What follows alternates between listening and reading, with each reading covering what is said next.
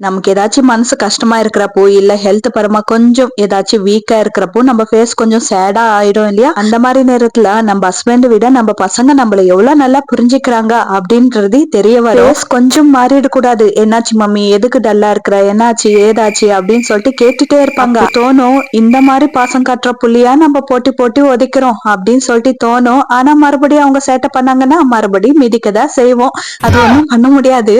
ஆனா பசங்க அந்த அளவுக்கு புரிஞ்சுக்கிட்டு அவங்க ஏதாச்சும் என்னாச்சுன்னு சொல்லிட்டு கேட்டுட்டே இருப்பாங்க. நம்ம சேடா இருக்கக்கூடாதுன்னு சொல்லிட்டு சந்தோஷமா இருக்கணும் அப்படின்னு சொல்லிட்டு பல விதமா ட்ரை பண்ணிட்டே இருப்பாங்க. ஆனா நம்ம ஹஸ்பண்ட் இருப்பாங்க பாரு, நம்ம அவங்க முன்னாடி அழுதுட்டே சுத்தினாலும் கண்டுக்கவே மாட்டாங்க. பார்க்காத மாதிரி பிஹேவ் பண்ணுவாங்க.